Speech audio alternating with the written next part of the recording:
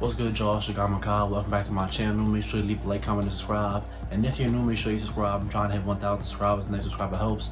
Over here on this channel, we talk about the NBA daily. So if you're into the NBA as much as I do, please subscribe.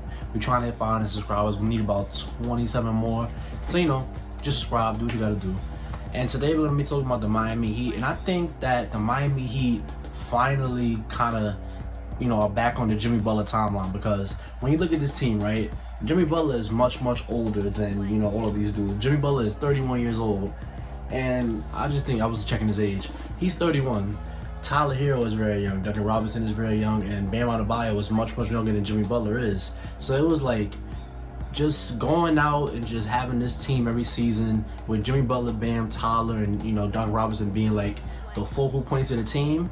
Those are very conflicting timelines. Even between Bam and Tyler Hero, those timelines are kind of conflicting. So I'm like, are they really gonna wait and wait for Tyler Hero to beat something? Because by the time Tyler Hero pans out, if he was to pan out, Jimmy Butler would have been like 33, 34. It would have been a couple years from now, and he would have probably been washed.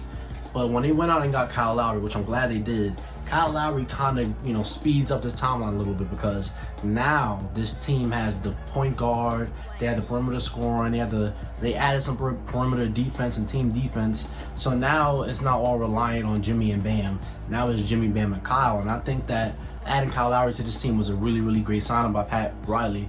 And all they had to give up was Goran Dragic and Precious Achiuwa. And I love Goran, but you give up Goran for Kyle Lowry every day of the week. So now this team, they can roll with a lineup of Kyle Lowry, Jimmy Butler. They can roll Bam Adebayo. They can throw in PJ Tucker. They have Marquise Morris. They have Tyler Hero, Duncan Robinson. Like, they have a bunch of good guys. They re-signed big oladipo. And with oladipo, like, I don't think he's ever going to return to that all-star form that he was in 2018.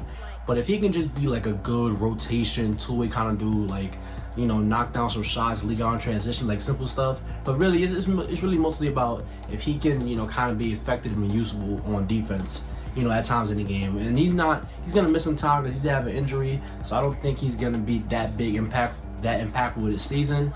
But maybe somewhere down in the playoffs it happens.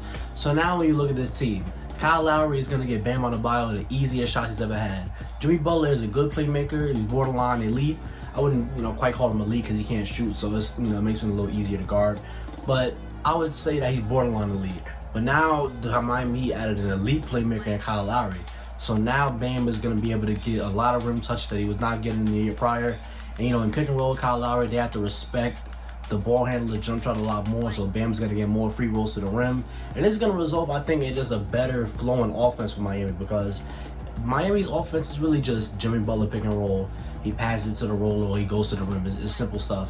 Sometimes he shoots middies, but he's not that great at those. And it's really just Bam dribble handoff to Tyler, Bam fake dribble handoff drive. Like, I feel like Kyle Lowry's gonna add a whole new kind of tier to this offense. So now it's gonna be, you have a guy who can shoot the perimeter shot off the dribble, and that's not Tyler Hero. And Tyler Hero, he's not really an off the dribble type dude. He can do some sort of off the dribble, but he's mostly, you want him as a catch and shoot guy, maybe attack some closeouts.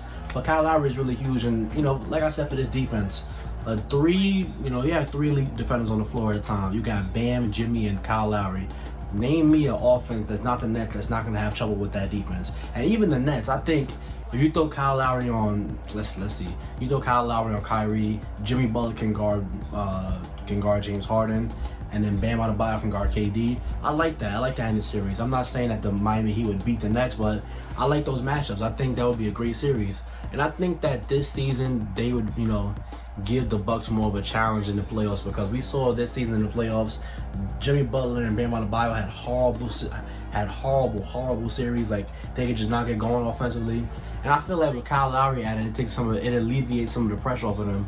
And Jimmy Butler, he averaged 7 assists. I think that's probably going to go down because there's going to be less touches, but I think it's going to be for the greater good. And with Jimmy Butler, sometimes it's like you want him to be more aggressive, because it seems like he is a good playmaker, but he just sometimes leans to that role too often. Like, he's not taking any shots. He going in a quarter, like, he take 2 shots in a quarter sometimes. It's just like you want him to be more aggressive. I feel like with Kyle Lowry added to this team, it's going to add up. It's going to lead to him being able to be more aggressive, because now he has somebody who can, focus primarily on passing the ball and getting everybody involved. So with this Miami Heat team, I think I can see them reaching the Eastern Conference Finals depending on matchup. I think they're easily the third best team in the East. I think they're easily better than the 76ers, especially, you know, when they inevitably trade Ben Simmons. And I think that this Miami Heat team is going to shock a lot of people. I think they're going to be very fun to watch. I think that they did a great move getting Kyle Lowry. And Kyle Lowry and Jimmy Butler are best friends. There was definitely some tampering going on here, but it doesn't matter. Nobody cares about tampering. So let me know what you think in the comment section down below. And if you said that in this video, thank you. Don't forget to like, comment, and subscribe. And I'll see you on the next one.